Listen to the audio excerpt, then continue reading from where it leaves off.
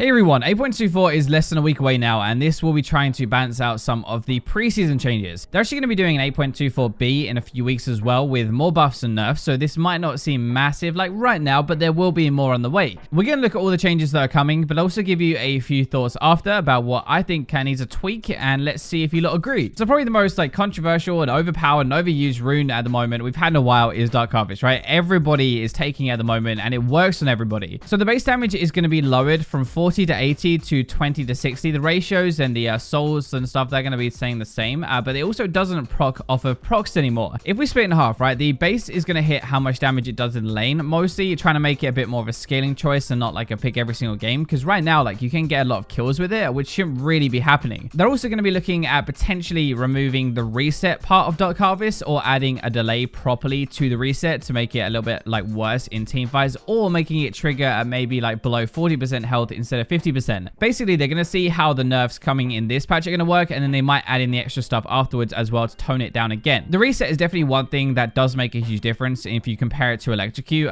It's something like 20 to 30 stacks needed to equal out Electrocute damage, which is actually quite a lot. The fact it can reset though and apply to more people is kind of what makes it so clutch, right? And it applies on just really easily on a bunch of different abilities. The second part of this, what does it actually mean you can't trigger off of proc damage anymore? So these aren't going to work, like Scorch, Leandry's for example, Varus's W when it activates the percentage health afterwards. Those things are not going to proc Dark Harvest anymore. Brand's passive though, the Fizz dot passive, Malzahar's E, Darius Bleed, Temu Poison, stuff from a champion, those are still going to apply Dark Harvest. There is one in the middle as well, so Ignite. Basically the burn from the Ignite doesn't proc Dark Harvest anymore, but the application of Ignite, if they're under 50% health, that will proc Dark Harvest. So basically if an ability takes them from 60% down to 40% and then something extra procs on top of them after that, that is not going to trigger. The idea is that you should have to hit them with something below 50% health to get Dark Harvest off. That is why they're doing this. It's definitely a nerf, but I'm not sure if it's going to be big enough to make people stop taking it yet, so we probably need something a bit more. By the way, before we go into champions, Raptors, the jungle camp, are going to get a nerf. They're going to spawn at 130 instead of 127. Now,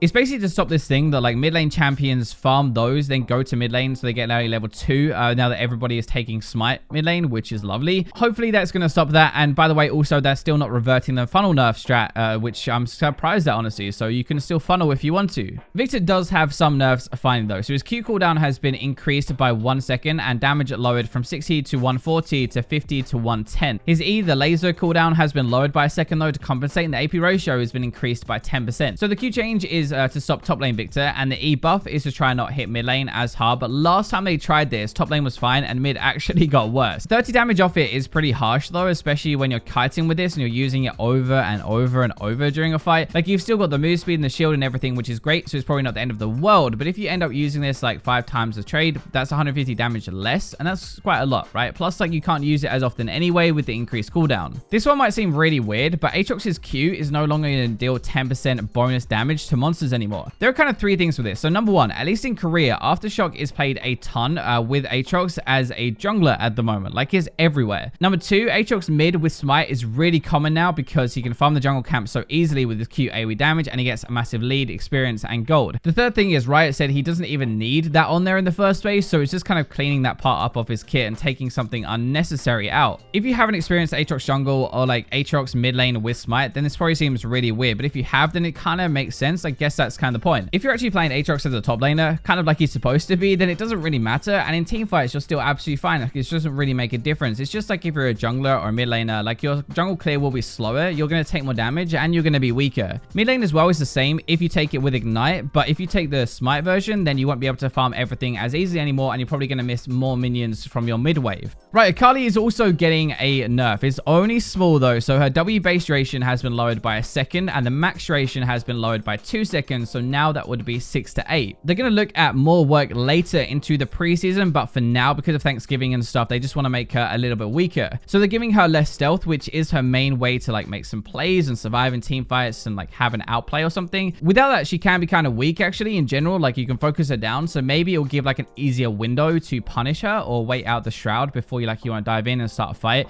I actually think it's the healing on her Q that is the really big issue. When she has Gunblade, the healing is way too high, and I feel that is the major issue that makes it really hard to play against her, to be fair. Obviously the obscure mechanic, the shadow and stuff is pretty dumb, and it especially on the towers, it can be really hard to play against and frustrating, but the healing is really what lets her do everything. There are going to be a lot of nerfs, by the way, away that you look at these and think, what the hell? And one of these is Camille. Her attack speed has been lowered a little bit. I'm not sure how much you see Camille in your games, but in Diamond Plus, she's pretty much in every single game as a jungler because she's a monster. She can gank harder than most. She can snowball really hard. Level 2 cheese. She also scales well, so there's not really much wrong with Camille, and she can be a powerhouse pretty much every game. Attack speed affects jungling way more than anything else. It messes with your clear speed a lot and your farming, so that is why this is here, and that's why they've targeted that. It's not going to be like major killing the champion or anything, but it's bigger than it looks as well. Really, Camille has like a pretty overloaded kit, I think, and that's probably more going to be the issue. Aurelia is getting some nerfs, and they're actually not that bad. Like, her W cooldown has been increased by 4 seconds rank 1. That's now up to 20 seconds to start with, and it goes down to 12, and the damage reduction on that has been lowered to 40% as well. It's another change, kind of like a Kali, where they're going to do some more major work actually during the preseason later, apparently. So for now, it's just like a flat nerf. A 20-second cooldown is a big cooldown right now. You normally max this last as well, so you're going to have 4 seconds more the majority of the game. You also take more damage during it as well, which should make a little bit less safe, I guess, when you're trying to all in, or at least there is like a bigger window where that's on cooldown and you can fight her. That's for sure, right? Like, if she uses it and burns a cooldown, you can engage and you'll stand a bigger chance to win. Everything that makes Aurelia good though, her ultimate, her stun, her mobility, like all of that stuff, that is still there though, so she's still going to be a really strong champion and can still definitely pop off. LeBlanc's W cooldown has also been increased by 4 seconds rank 1. It's now 18 and it goes down to 10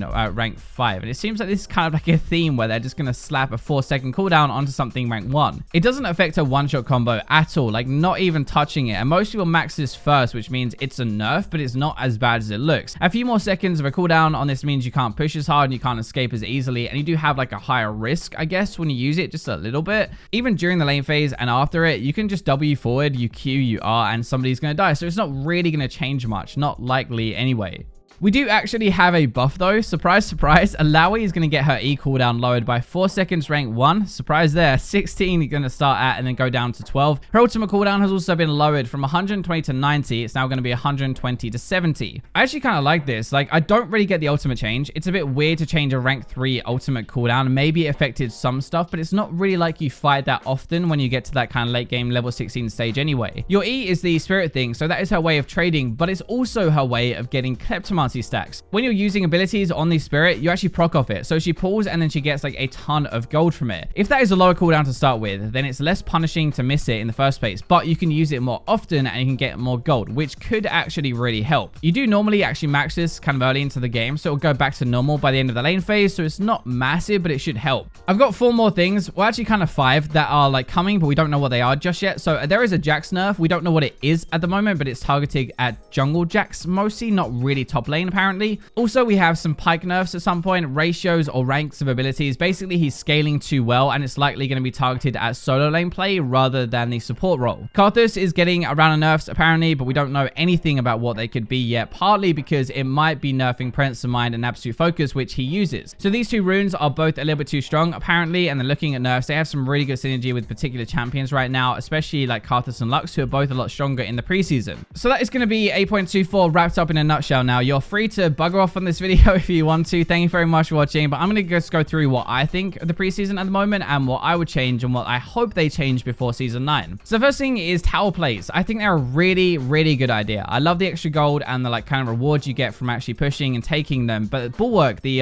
buff that it gets after you take a plate is absolute shite. You can take like 3 plates in one sitting without much of an issue, probably more actually, and so the snowball factor is really heavy in the lane phase. I feel like I don't think you should really be able to take more than like 1 to 2. 1 to 2 plays at a time would be a perfect middle ground. I think it'll make a lot more sense. You get the gold and the reward for like forcing them out of lane or like winning a 2v2 or something, but it's not like overly rewarded. Obviously, if you do only get like 1 to 2 instead of like 3 plays at a time, then it would slow down the game a little bit, make the lane phase last even longer, but I don't even think that's a bad thing. Honestly, you would get rewarded, but you wouldn't get like completely boned as hard from a gank and then the jungler just taking it afterwards, which isn't supposed to be happening. Bounties as well are really cool, but there's one big issue with this, I think. From a CS lead, it's stupid in my opinion. There shouldn't be a bounty for that. You shouldn't be punished for laning better. Most of the time when you get a CS lead, it's because you trade better, you control the wave better, or you just CS better, which is a skill. And I don't feel like that should be punished and the enemies should get like a way back into the game from it. The whole system is definitely like higher risk, higher reward. Comebacks are 100% more likely to happen, which is good, but it's also kind of a bad thing. I feel like the bad thing is kind of outweighed by the new Baron buff because it's easier and the new cannons actually essentially. There are more cannons, the minions are going to move faster, right? So you have a better siege, and I think that kind of balances out the way of getting comeback, because it's just like an easier way to end the game anyway. The whole system does encourage a bit more of a clean game, but it does make it more interesting because it is a bit more back and forth. It's maybe a bit too high from the lane phase, but I think that might be CS related as well. Like, I have a bit of a weird problem, right? It's a bit weird to get a double kill bot lane and then have a 450 gold bounty or more, and then have the enemy AD kill you and get almost the same as a double kill value. Like, that doesn't really make sense. I think there's like this fine line between you shouldn't get punished for playing well, especially not like with CS and stuff like that, but there also should be a way to come back into the game, and bounties do it pretty well. Bounties not activating during a kill spree in team fights is amazing though. I really like this. Like, you don't get punished for getting a bunch of kills and dying straight away. It's like loaded into the next team fight, which is really good. Scoreboard bounties as well make you plan ahead more. You focus down a particular target. It lets you be a bit more comfortable and like your mental state a bit better because you have a clear way. You're like, if I kill this guy, I'm gonna really try and kill him because he's worth 1,000 gold. We obviously have to talk a little bit about Dark Harvest, right? And I actually like this version of Dark Harvest. I'm just gonna say, like, I like it that it can proc off abilities and it opens up new builds, which is great. The thing I don't like though is how the stacking system doesn't really seem to matter anymore. Like, lane phase doesn't really seem to mean that much. Maybe it's just too strong. That could definitely be why. But the idea with this is you're supposed to trade properly, like under 50% health, right, and get a load of procs from the lane phase. But the majority of your stacks really will come from fights and from kills, which doesn't really make sense. Even with that, it still seems to work. But the point is, like, should it, right? Like, when I play with Dark Harvest, I don't purposefully try and actually stack it that much during the lane phase, like trade properly and actually get a bunch of stacks before I get out of the lane phase. It doesn't even seem that important. I think really they should change it so it's more about the stacks. It's a higher risk, higher reward deal where, like, if you can stack it during the lane phase a ton, it's going to be really strong mid to late game. But if you don't stack it at all, then it's kind of bad. So there you go. That is what to expect in 8.24. We'll have a look at 8.24b when we get some information about that. But thank you for watching the video. I really appreciate it. Make sure you leave a like and subscribe if you haven't already. But for now, I will leave you with the robots.